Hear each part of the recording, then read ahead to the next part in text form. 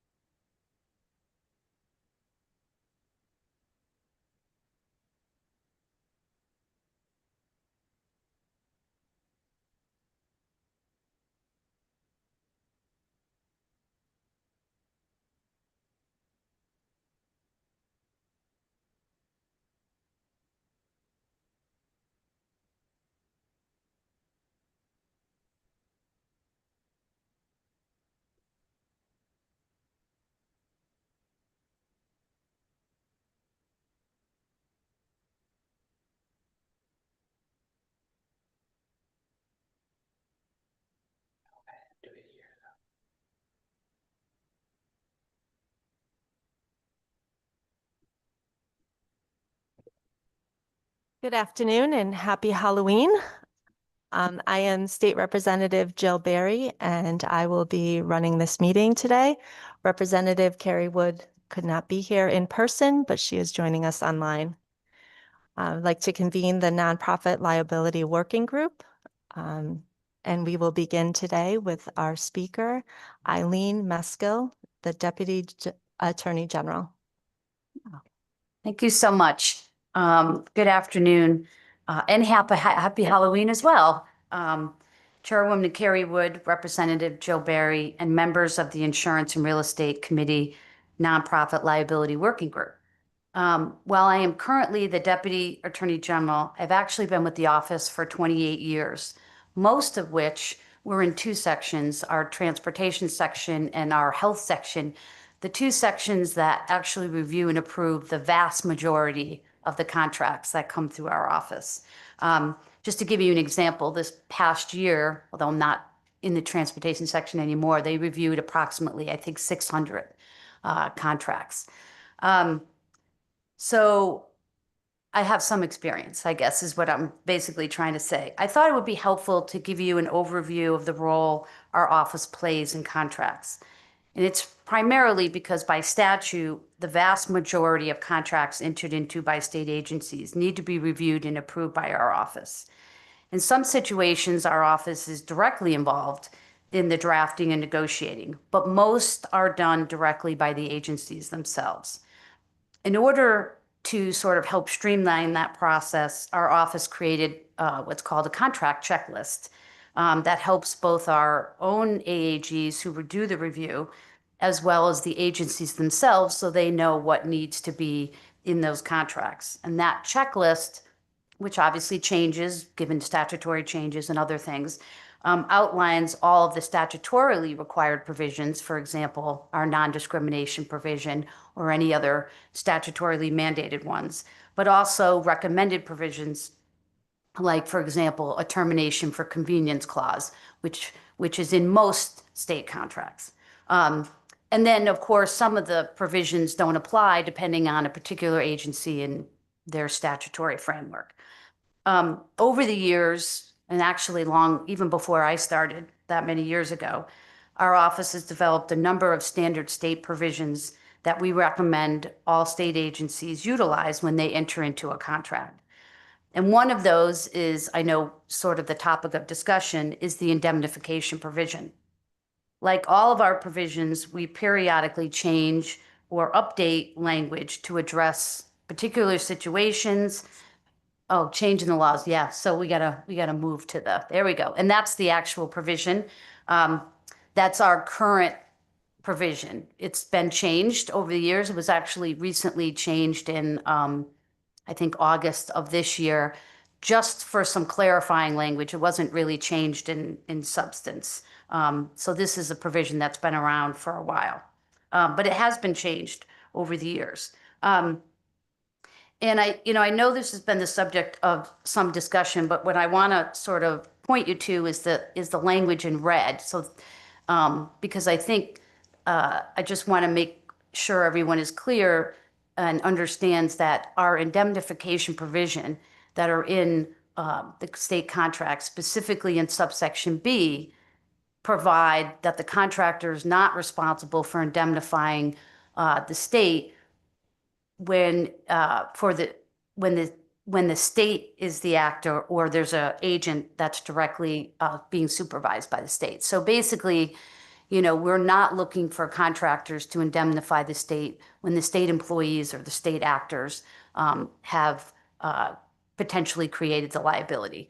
Obviously, in some situations, there can be dual claims and there can be multiple actors, but that provision, I think, is clear that we're not looking for contractors to basically pay out when the state is at fault.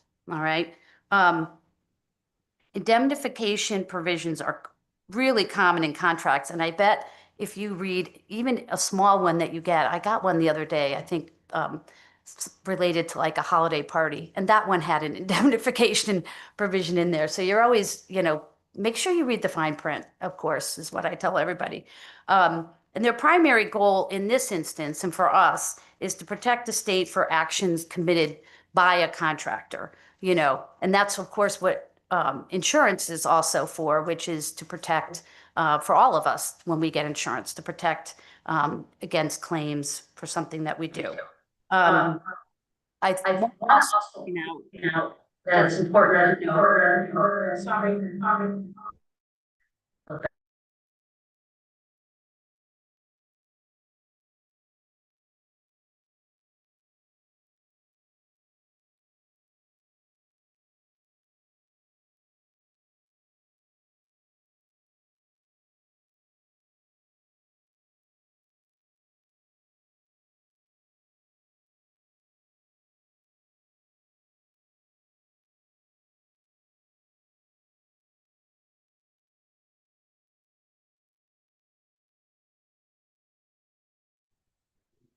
Did we lose audio or is it just me? We lost No, audio. this is Mike McGlaris. You lost audio. Oh, okay. Thank you. For once, it's not my own Someone my own. someone joined the call with two sources of audio, and that's what happened. And so, Right. Okay. Thanks.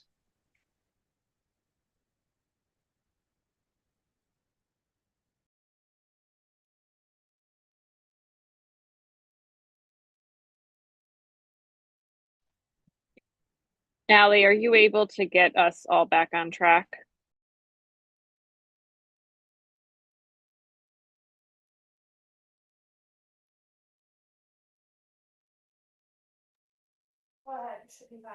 Okay, I don't know where they lost audio though. I'm happy to go back if I need to.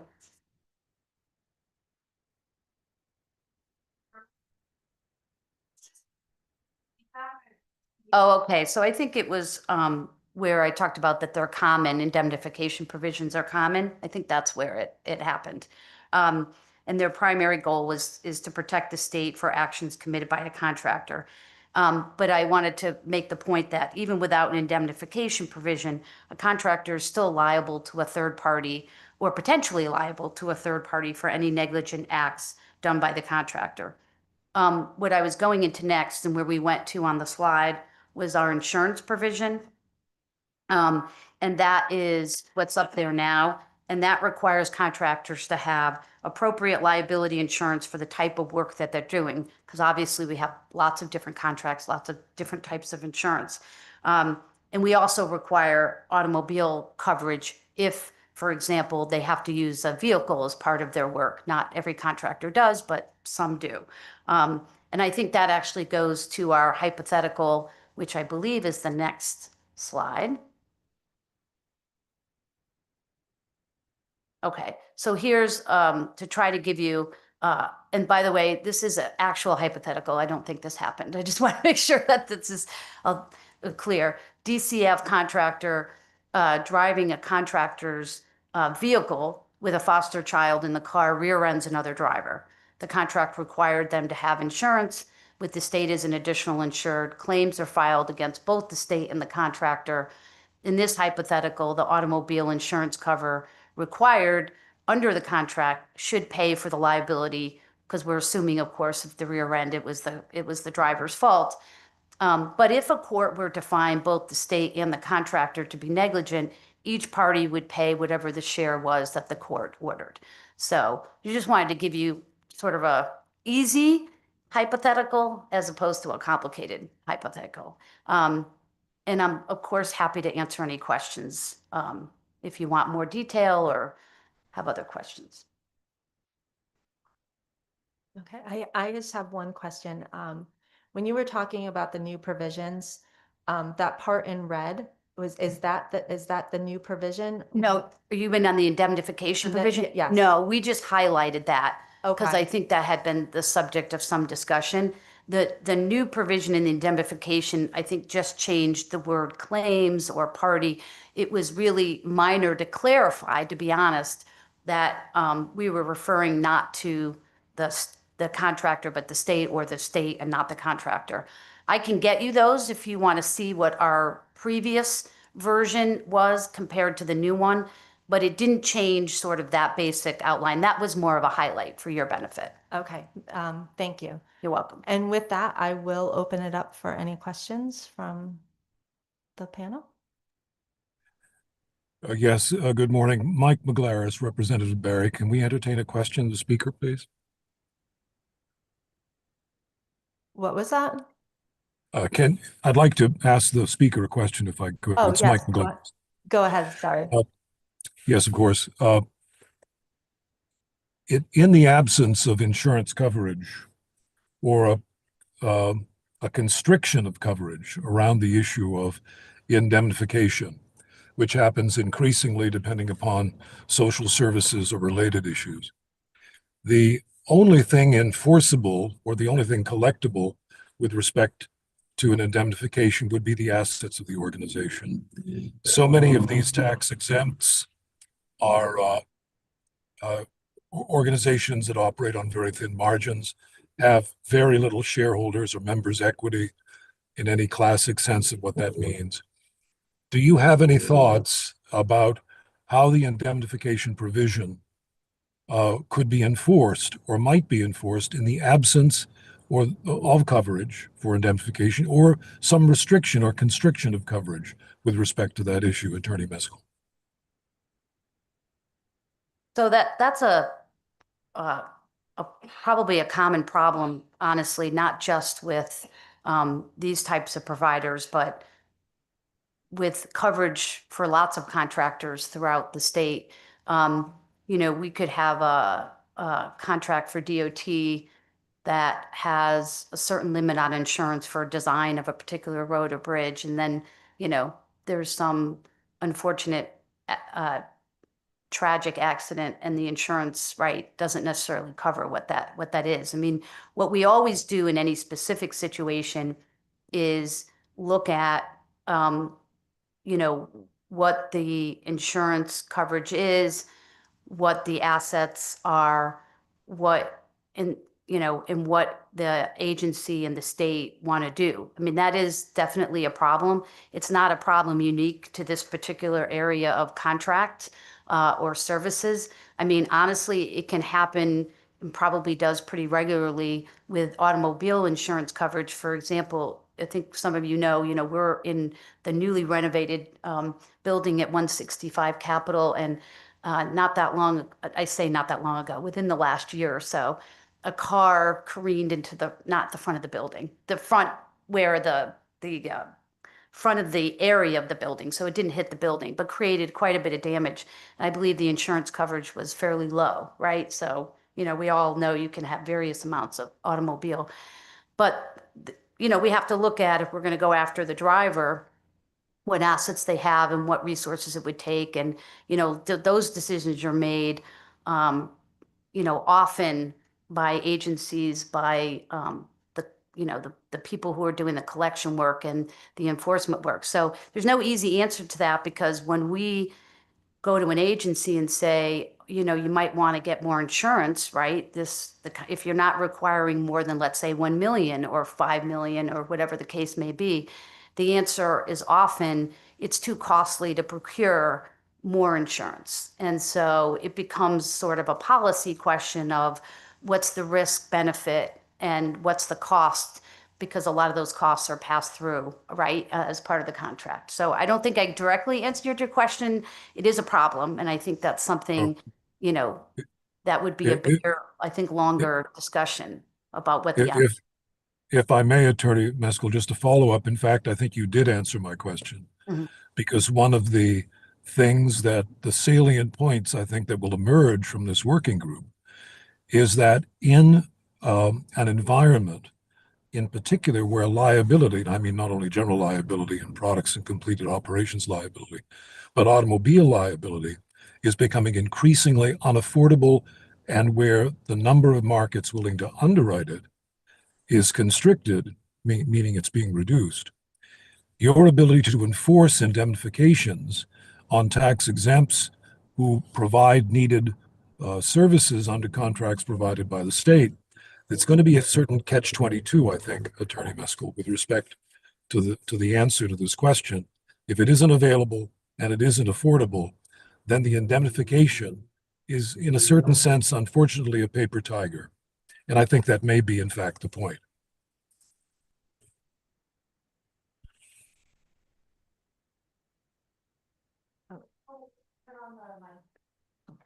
I was Go waiting ahead. for the chair to call on me. Go ahead. Go ahead, Ben.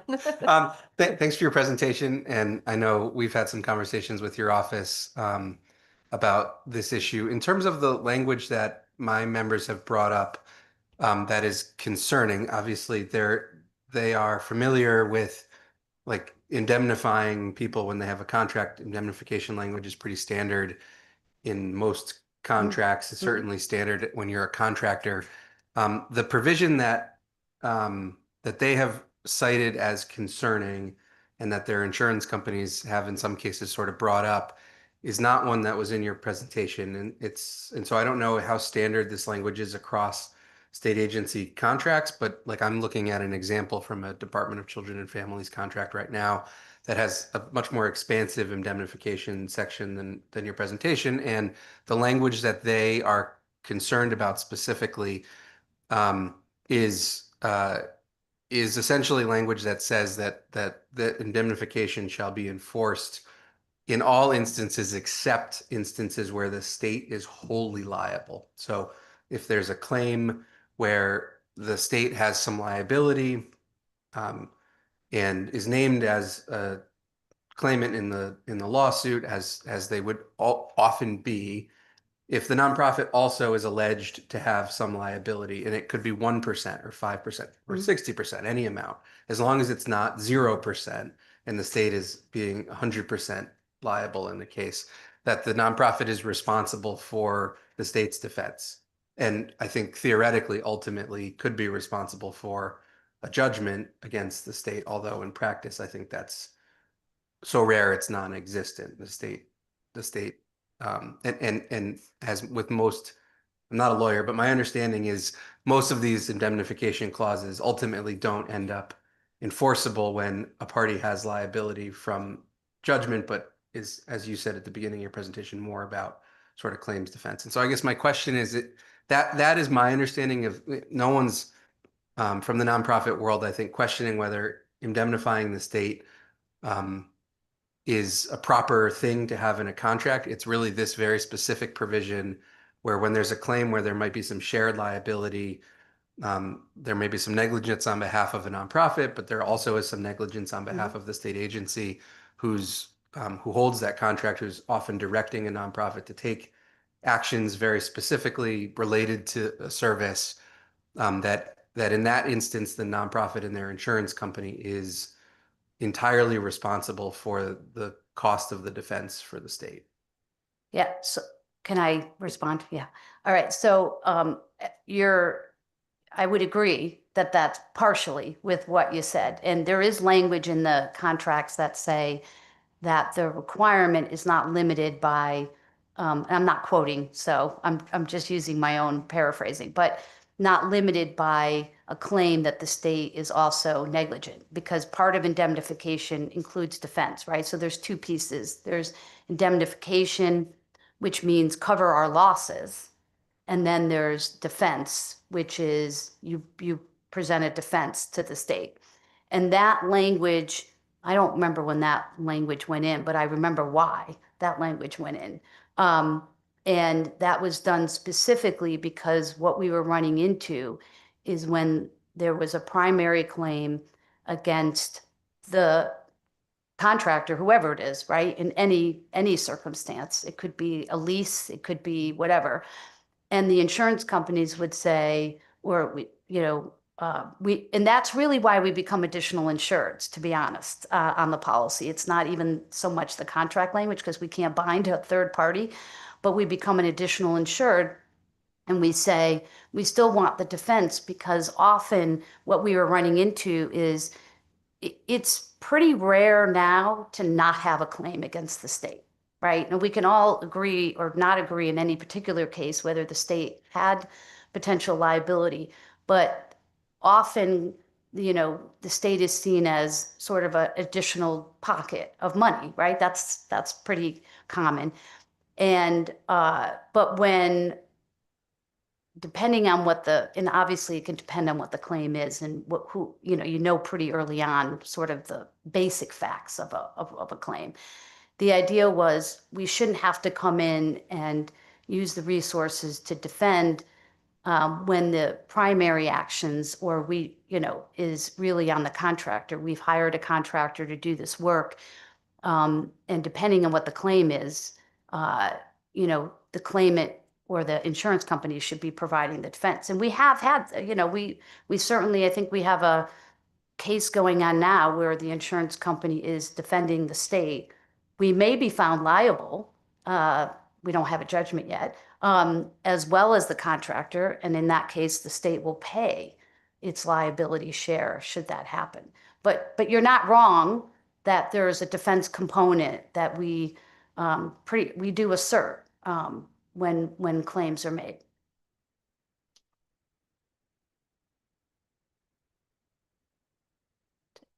You're all set? Mhm. Okay. Mhm. Terry, did you have a question? Oh, okay. Okay, Representative Wood. Hi, thank you for being here, Attorney Meskel. This has been very helpful. I wanted to ask, when the state does not have a third-party contractor doing the services that we're talking about here, when the state is directly performing those, is the liability language that the state has the same as the contractors are required to have? I'm not sure I fully understand your question. If you're talking about the liability of the state, we obviously don't have a contract in that instance. And an individual who, let's say, I'll give you an easy example. It's not an injury, but we get these all the time. The DOT weed whackers hit vehicles driving along because they pick up rocks or whatever. And, you know, the individual in that situation has to file a claim at the claims commissioner. And in that situation, if, you know, they can get paid if the state is found to be liable. Gets complicated when you talk about the claims commissioner because there's malpractice. They can go directly now to court. There's some statutory provisions. But the state, if the state's found liable in different types of situations, the state obviously pays those. And it could be a court, obviously. It could be, state could be found liable pursuant to a court proceeding. We obviously also settle many cases where we believe that that's inappropriate. But it wouldn't, there's no language like in a contract, right? That's just pursuant to when the state's the only party. I'd like to talk about cases more related to this nonprofit working group that we're discussing here. For example, a state-run group home. What is the liability language look like with a state-run group home versus a nonprofit-run group home? What I guess what I would ask is, what do you mean about the language when it's a state run? Language in what context? Is the state limiting its liability in any way? And is it requiring anything more or less when it is contracting with a third party to run the same type of services? So I think if I understand your question correctly, do we have any instances where the state's liability is capped or limited? And the answer is not that I'm aware of. So the state's liability is the same in in a negligent situation as it is for any other individual or third party or corporation or company. There's a different process, but the liability is not limited. Okay. And then to just follow up on that, in previous discussions that we've had with this working group, there has been a discussion of potentially limiting or capping the awards, similar to what some of our neighboring states have done. Mm-hmm.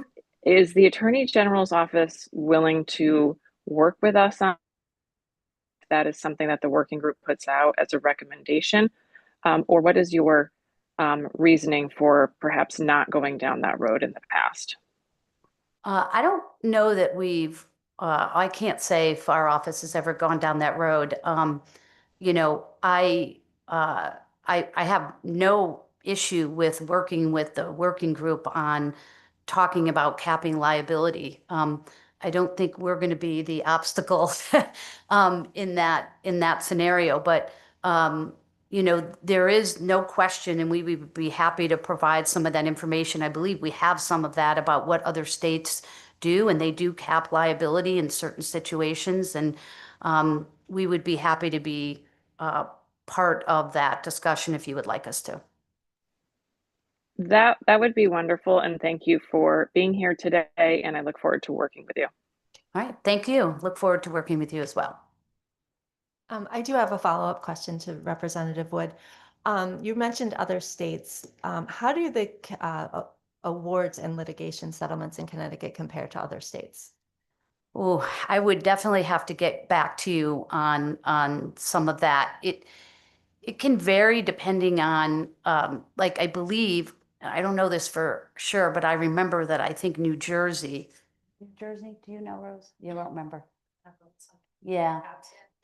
I think New Jersey has a specific limit for all, but I think it's for all tort liability, right? So, but again, we would have to look at that. So what we do, just to give you some general information, is when we, as part of our due diligence, when we're reviewing a case on behalf of a state agency, right, or a state actor, we look at other verdicts or decisions in our neighboring states primarily because those are, but also remember the one caveat I would say is, and I don't want to get too far into the weeds, but primarily we are court bench trials against the state unless an individual's been sued in their individual capacity, then they get a jury trial.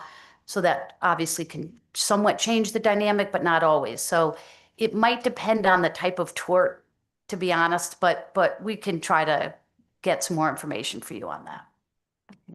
Thank you. I appreciate that. Lisa? Yes. Thank you so much, Attorney Meskel, for your presentation and for all of your support in your office with the issue that the connection had this past year with our insurance dropping after our large claim. I do appreciate all of your comments about the indemnification and the state's liability versus that of the contractor, and completely agree that we should be responsible for our own actions. That's obviously not an issue. The issue, I think, is a multi-pronged approach with multiple stakeholders and multiple committees of cognizance moving forward. What we're seeing right now in the insurance industry is insurance refusing to look to carry insurance of nonprofits based upon the populations that we serve, not only foster care, but also community justice, even residential programs, and insurance looking at that as extremely high risk populations that they don't want to insure. We do look forward to working with you and a solution, of course, moving forward that will work for everyone. So thank you for your time and again, for your commitment in being here today. Oh, thank you. George? Thank you. Thank you, Attorney Meskel, for being here today. I learned a lot. I do have a question. George Bradner with the Connecticut Insurance Department. I've often heard about a state sovereign immunity causing issues. And how would that work when you talked about a state agency and if there was a negligent act, how does sovereign immunity work when the state is involved in a case?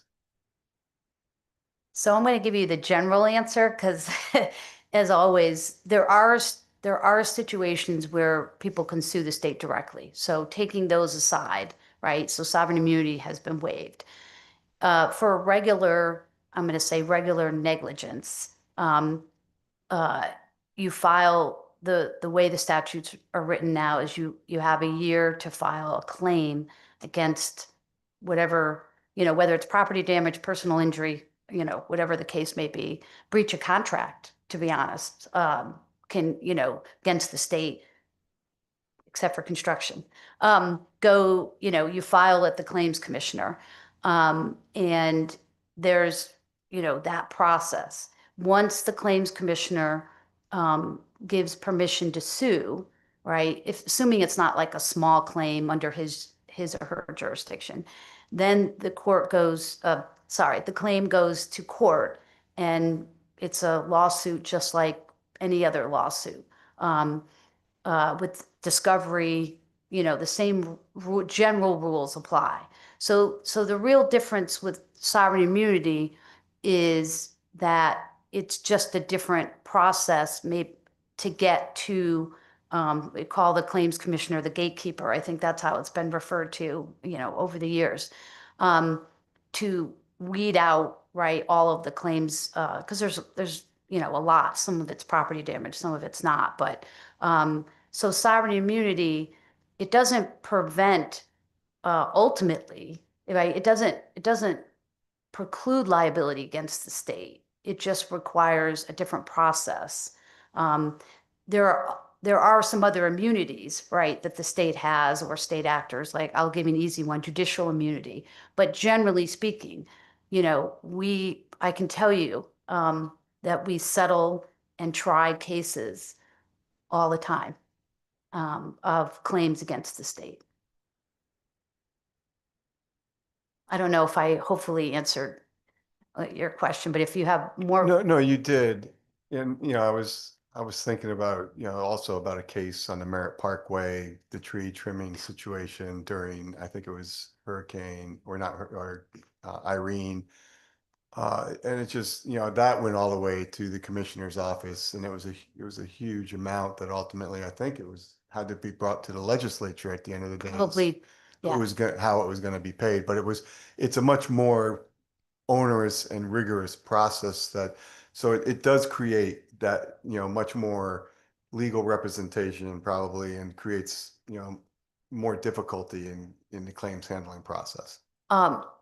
You make a good point, which I didn't talk about, but if we can settle any claim up to 2.5 million, right? And then 2.5 million by statute goes to the legislature for approval.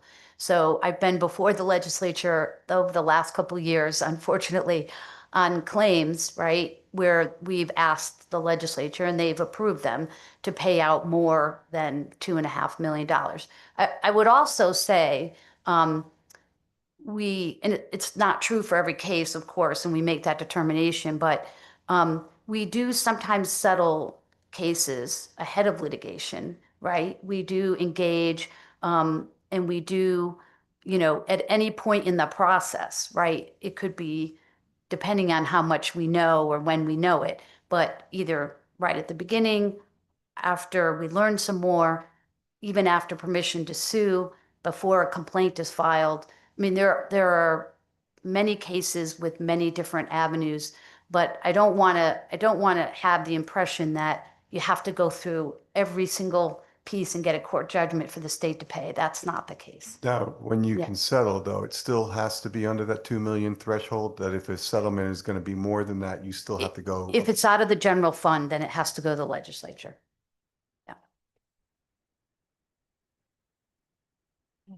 Go ahead, Lisa. Hi, Attorney Maskell, you mentioned except for a construction, and we've heard that in several conversations that we've had, that the nonprofit should explore what was done under that statute for construction. Are you able to explain what that means? So sure, I'll give you Thank you. a few different examples. So there are waivers of sovereign immunity that the legislature has granted, you know, over the various years. And the three easiest ones for me, because they were always part of my section, is Connecticut General Statutes 4-61. That is construction contracts. That still has a process. It's they can go to court or can go to arbitration. That's that. It has to be for the construction of a public works, not just construction of, you know, whatever, like a separate bit, like a grant contract. Let me give that example. There's the highway defect statute. I think most people know about, or at least maybe not most people, but the highway defect statute, I think, is 13A144. Yes, Rose is telling me yes.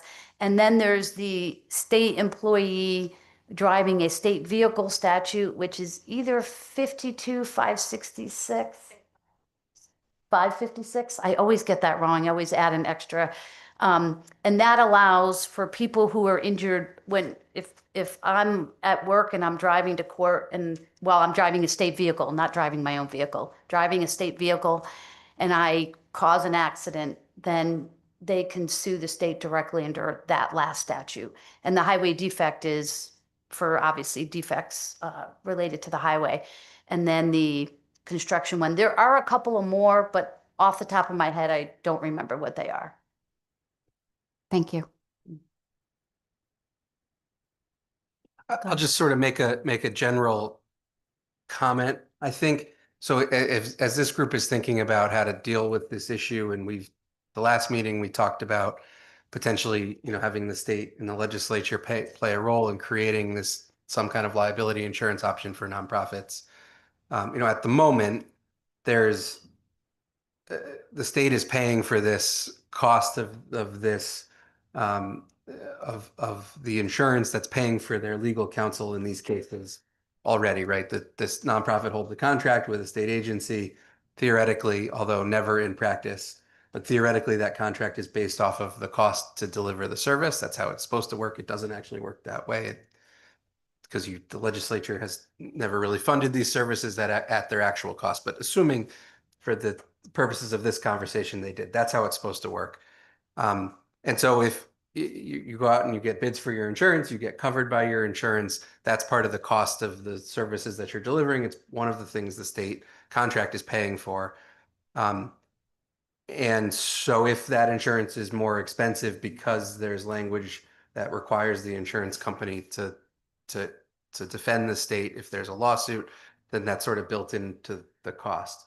I think if we move forward as a group, if the legislature moves forward and ultimately creates this insurance option company, whatever you want to call it, and then funds it in some form or fashion, the challenge I think that we have is that if then there is a claim, this insurance fund will be paying for the state's defense. And so if there's a concern, and I understand it, that the state contracts with tons of different entities to do all sorts of things. Nonprofit contracts are just one small or medium-sized maybe piece of the state's full contracting portfolio. If this language changed across every single one of those contracts, the state would have to go out and find outside counsel to defend itself against hundreds or thousands of insurance claims. The state's always named as a party, even if they aren't liable because they have deep pockets. And so even if they're ultimately absolved, they have to defend themselves. There would be an immense cost to the Office of the Attorney General. They certainly don't have that capacity. They're not funded at that level. I guess the only point that I would make is the sort of cyclical, circular relationship here. If is going to be magnified if the state is also providing some financial support for this nonprofit insurance option, particularly if that is substantial. And so there's got to be some solution out there that narrows the scope of this, so that we can deal with this particular issue if it is a problem and there's a cost associated with it that might make the insurance that nonprofits are getting either from the private market or from this option we're looking at potentially creating. And so without it being that this option just keeps paying for the private defense of the state in these cases.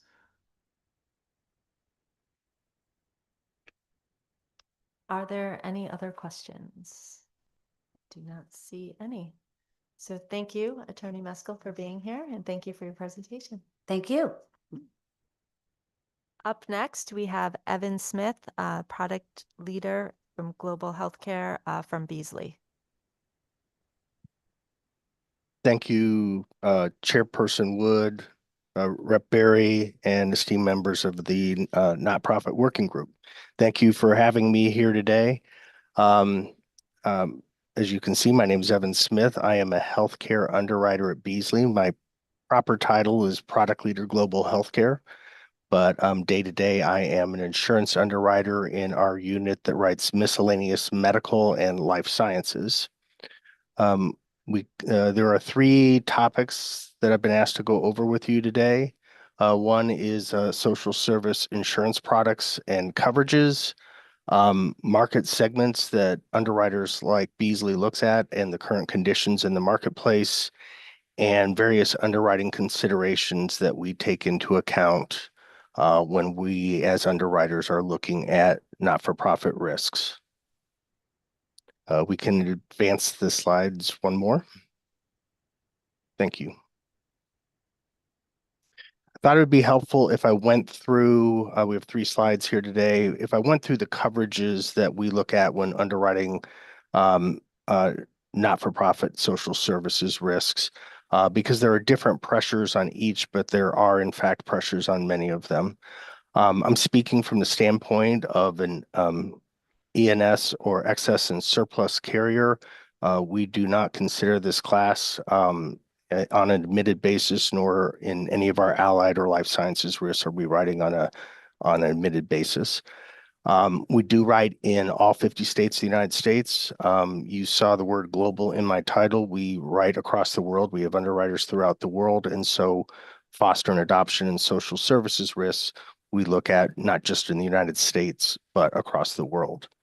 Many of the accounts that we look at are national in scope. So it isn't just impacting, there wouldn't be claims just from one state, it could be from many states. And we also look at for-profits in social services, they do exist. So the various coverages, at the core, we are a medical malpractice underwriter in our unit. We also call that professional liability. Perhaps one of the pressures on this particular coverage is that we write this cover on a claims made and reported basis. Markets in the past have written the professional med mal on an occurrence basis. You may still find that trigger in the marketplace, but most markets right now are writing on a claims made basis.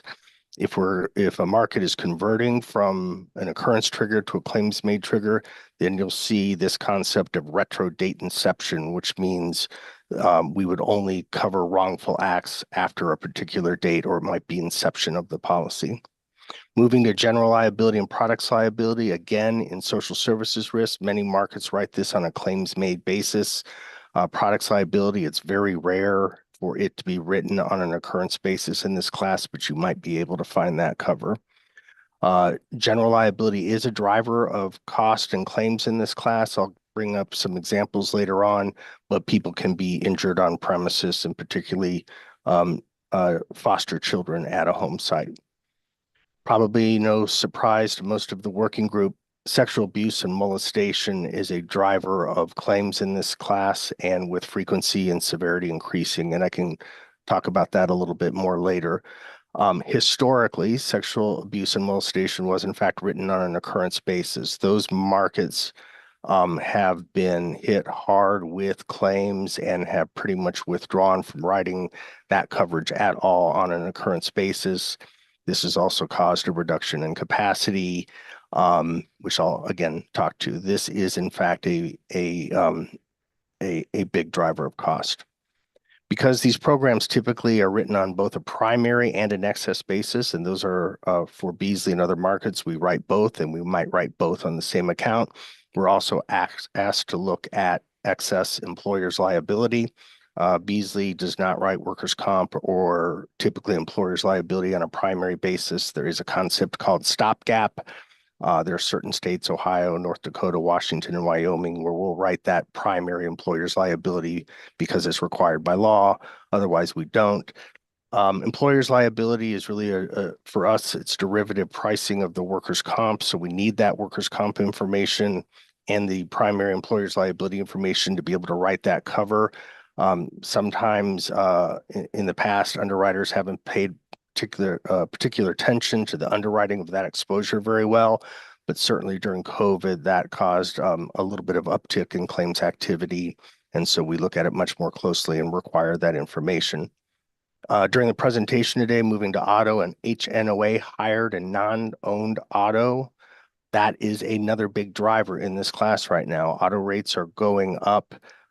Many times not-for-profit social service agencies were able to secure large excess auto limits.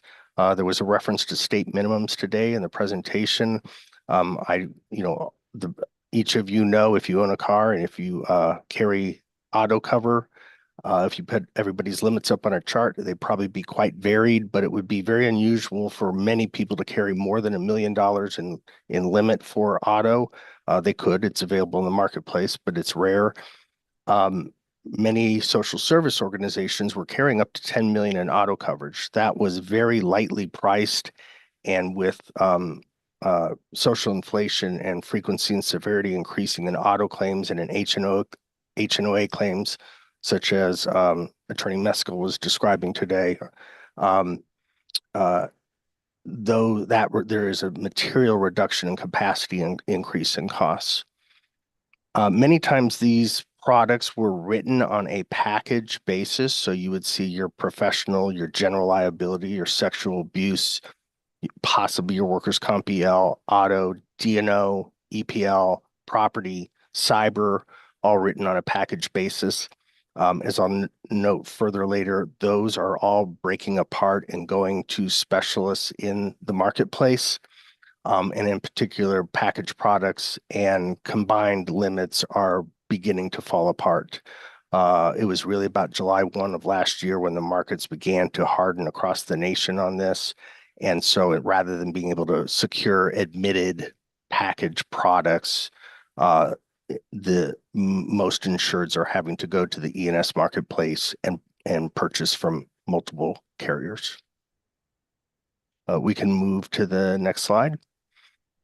So I think we're predominantly talking about not-for-profit foster and adoption today, but I wanted to say that underwriters like ourselves look at a wide range of social services organizations. Some are youth crisis, some are adult and child daycare. Child daycare in particular is a hardening class. We look at inpatient and outpatient substance abuse and alcohol abuse centers. We look at inpatient and outpatient behavioral health centers. We look at a number of different organizations that provide services to troubled youth. Certainly, there are a number of religious organizations that provide services. It could also involve food delivery and other home services. We look at FTCA clinics, maternal fetal health clinics. Also within this class, you'll see Medicaid or other types of non-emergency medical transport for people to get services. I think there may have been some mention today of correctional and ICE detention facilities. Many markets won't even consider those classes, and certainly group homes are part of this segment. So when you're speaking to an underwriter for foster and adoption accounts, somebody like Beasley, we're looking at all those classes of business.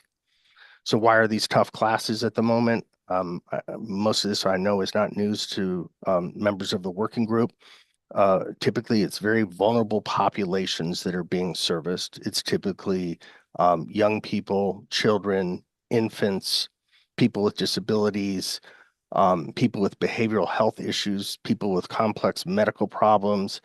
And the types of accounts that come in are very varied. So it's not, this is just a foster and adoption agency. This is a maternal and fetal health organization. The underwriter needs to look at all the various services that that particular insured is providing. There's a material, sexual, and physical abuse exposure. So when we talk about sexual abuse, we also need, unfortunately, to speak of physical abuse. I talked about the GL before and about there's things that we would call attractive nuisances, such as swimming pools, cars, trampolines, where people are injured. And then again, we spoke about patient transport and auto. So the types of loss that we're seeing, by far and away, sexual and physical abuse make up about 70% of claims. I've been looking at sources at Child USA and also at Presidium. And so they're reporting that generally across the nation that about 70% is sexual and physical abuse. Unfortunately, this includes rape. We see a number of elopement claims, a number of suicide claims, a number of self-inflicted injury claims, including over streaming media. And then I mentioned complex medical cases. There's a number of ventilator and tracheostomy cases. One area that we've seen a material increase is youth-to-youth violence. Those claims have doubled in about the last 6 or 7 years.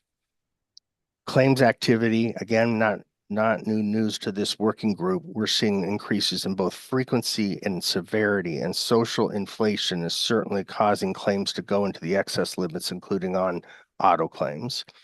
I mentioned earlier that the tail coverage is exploding on occurrence policies, so those carriers are leaving the marketplace.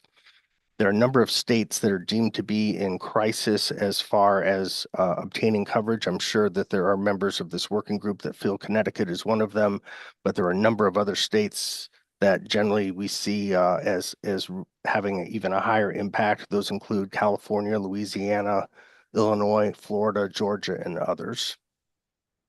We can move to the last slide. So under various exposure categories, and this talks a little bit about pricing and how we get to pricing, we look at a number of different factors when rating a risk. We look at the jurisdiction. We have different jurisdictional factors. So if it's a multi-state organization, it depends on where the exposures are coming from, and that gets balanced and factored by state. We could rate on revenues. It's not a particularly good way to rate this class of business given the varied exposures, but it is possible. We look at number of foster placements. We look at number of adoptions. We look at number of beds. We look at a number of transitional beds. We may look at the number of visits, the number of transports, the number of drivers, the number of case managers, social workers, and even labs or prescriptions delivered. We don't duplicate on those exposures. We don't add them all and keep adding and adding and adding, but we look at what is measurable and what is particular for that class. I mentioned that there's a variety of ways that the insureds present as far as their risk profile, and we will blend those exposures as appropriate for a mixed risk. Unfortunately, claims is a material factor that we take into account. A clean risk or one without claims or one without claims in the recent past is likely to have a better reaction in the marketplace than one with a number of material losses. But because of the length of tail on this class, we generally are trying to see 10 years of loss experience. 5 is generally the minimum. Speaking to claims made, coverages, as I said before, occurrence coverages are pretty much going out of the marketplace. And one of the things that is really hardening this class is the requirement to have a claims made coverage. So that will cover a claim first made in the policy period after the retroactive date, which might be inception of the policy or some other date. What solutions are happening? I would say, in my experience, that the E&S marketplace is responding. The problem is the programs are being broken up into different coverages, layers where you might have had somebody buy a 1 million per claim, 3 million in the annual aggregate. That's a typical US medical malpractice limit profile, a 1.3, and then a 9 or 10 million excess. That may not be available from one carrier or at all in the marketplace. It would then get layered where there would be a carrier that would write a 1.3, and then another carrier comes in and provides a 1 or a 2x of 1, and then a 3x of 2, and then a 5x of 5. I know that math isn't easy for people to track on Halloween, but it's getting broken up. And again, you may be going to different markets for different coverages. Auto limits are being reduced. People may not be able to buy 10 million in limits anymore. There are certain patient populations that one of the committee members mentioned that people may not choose to write, such as ICE detention facilities or juvenile correction facilities. And the marketplace is seeking much more detailed information and representations and warranties on applications. So there's a lot more information being asked for than perhaps in the past. So I was conscious of time. I know we have just a couple of minutes left, but I'm happy to answer any questions that anybody has today. Thank you, Evan. I do have one question. You talked about state minimums for coverage. Are those minimums the same for a social services agency as they are for the average consumer? Generally, the social services agencies would be buying what I would say is a typical 1 million, 3 million. That would be a typical structure for them to buy. So a lot of that is driven by contract and what people require them to carry. There are certain states that may have lower minimum coverages, such as Florida or Michigan or Texas. But generally in the marketplace, most insureds would be seeking a 1.3. Okay, thank you. Go ahead, Mike. Yes, Evan. Mike McGlaris, I think we know each other. Welcome, and we certainly appreciate your comments. Quick question, and very quick. In the casualty business, which is where liability coverages lie, automobile liability, general liability, etc., it's pretty common for us in the insurance industry to believe that the duty to defend is broader than the duty to indemnify. How problematic is that for Beasley as an underwriter? That is the duty to defend being broader than eventually to indemnify. How problematic is that for you when the state of Connecticut may be enjoined in that litigation? So Mr. McGlaris, thank you for that. So a couple points on so yes, I would agree that generally the duty to defend is broader than the duty to indemnify. If you bring in multiple parties or multiple insureds, such as the state, then you may be in a position where you would need to provide an independent set of counsel, which could double defense expenses. One of the things I didn't get a chance to mention today is that historically, many of these coverages might have been defense outside limits. So you would have a 1-3, and then the defense would be in addition to those, which is how many say how auto coverage typically is structured.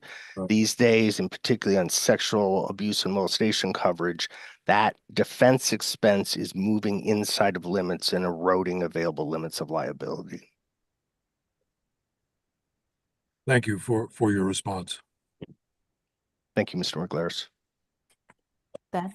You touched on this very briefly. Just wanted to ask you to expand on it a little bit. I've heard from some of our members that their carriers are moving to what you referred to as claims made coverage, meaning that the organization's not covered for something that might have happened 5, 10, 15, 30 years ago, when in the past they would have been. Can you just talk a little bit more about how that works and what the implications might be for an organization that accepts coverage like that or purchases coverage like that and then faces a lawsuit for something that happened outside of the coverage period? Certainly. So the occurrence coverages previously purchased should still respond.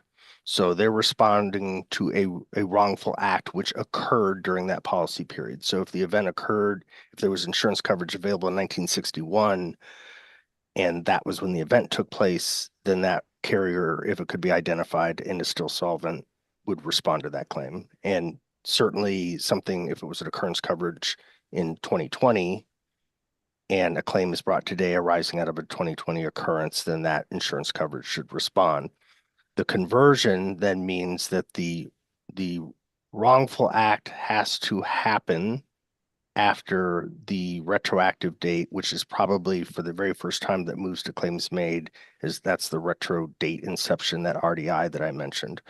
So there should be no gap in coverage because they previously had occurrence coverages, but they would be required to continue to buy claims made coverage continually with a retroactive date that stayed steady. It doesn't move year to year, and they should have no gap in coverage, but that's up to an insured and an insurance broker to make sure that that adequate coverage and that non-gap in coverage doesn't exist. And so the statute, I don't know right off the top of my head, but the statute of limitations in Connecticut is somewhere in the neighborhood of 40 years for sexual abuse cases, for example, where someone was a minor when the abuse occurred. It could be up to 41 years. I think it's until someone reaches a certain age in adulthood. There's been some changes in other states to their civil statute of limitations. There's been some federal changes as well. And we've heard, I would say anecdotally, that those have caused shifts in the insurance marketplace, even though Connecticut itself has not made a statutory change of significance. I think the age changed by a couple of years, 5 or 6 years ago, but not elimination or other things like that. I guess what would happen to an organization if the person who covered them all those years ago is no longer solvent or can't be identified, doesn't exist for whatever reason, and how does that affect their sort of current coverage if they have to switch to claims made? So I can't speak to every state's guarantee funds and solvency, but most states would have a guarantee fund in place to respond to insolvent coverage. Changing of the statute of limitations, as I mentioned earlier, has had a material impact on occurrence carriers or those carriers that provide occurrence coverage. That's one of the reasons why carriers choose to move to claims made and reported, because they generally know what matters have been reported to their policy period.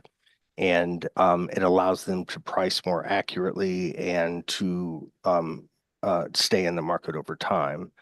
So I can't speak really to what states have what guarantee funds, but generally, if a carrier has gone insolvent, there would be a state fund available to pay.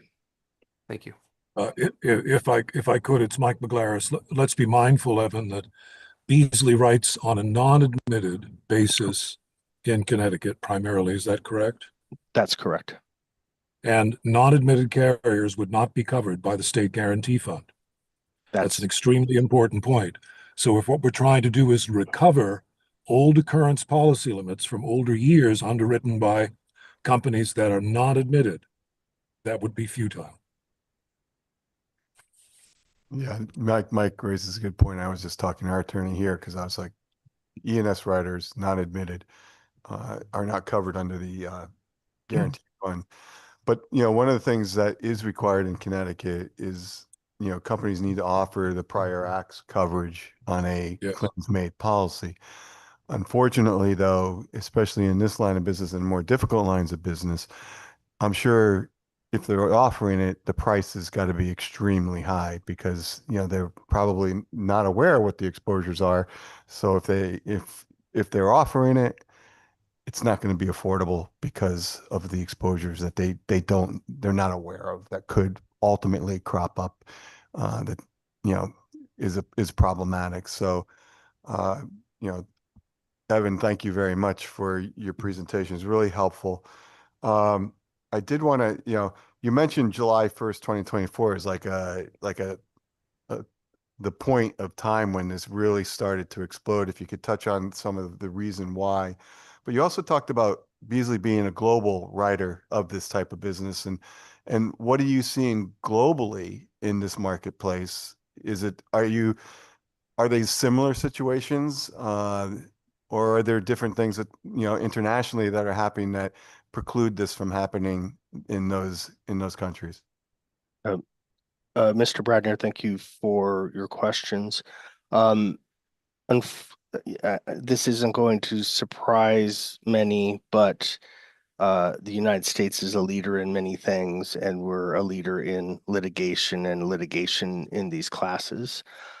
So internationally, we do not see the frequency. We do not see the severity.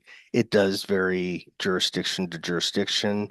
And the country to the north of us, Canada, unfortunately tends to follow the ways of the United States. So we're starting to certainly see, with respect to vulnerable patient populations, a little bit of increased frequency there.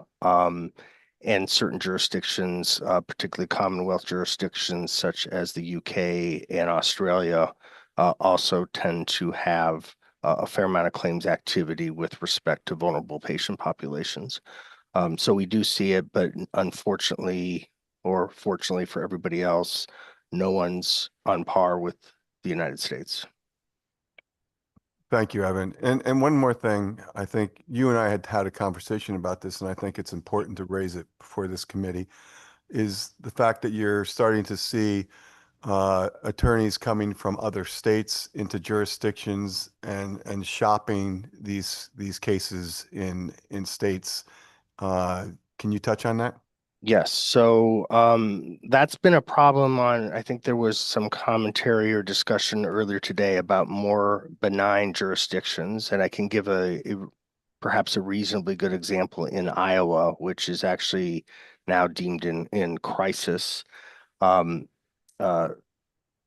generally had a pretty benign litigation environment, but there are attorneys that are moving into the state. They come in pro hoc vice, and they bring their wares in from other jurisdictions where they've had success, and it's causing unexpected frequency and particularly severity in those jurisdictions. And Mr. Bradner didn't answer your question before about why July 1, 2024 sticking in my mind. Insurance tends to run through insurance cycles, and July 1 tends to be an important date, particularly with respect to educational organizations and the start of a new school year or university year, but there are other reasons. It's also just middle of the calendar, and several markets particularly those admitted package markets, began to withdraw unexpectedly or change their triggers last year around July 1. So that was a material event in the marketplace that then caused the E&S markets such as Beasley to step in. Thank you, Evan. So thank you, Evan. And I just want to say, Mr. Bradner and McGlaris, 100% correct for the surplus lines carriers, the non-admitteds. If they were to be insolvent, they would not be covered by the Connecticut Guarantee Fund. But just to say the other side, if there was an insolvent, if coverage was through a now insolvent admitted carrier, they would be covered by the Guarantee Fund. So just make sure everything's clear there. But that's true, but not at, there's a limitation as far as what would be paid out, and that could be significant. 100%, but just in terms of access to the fund.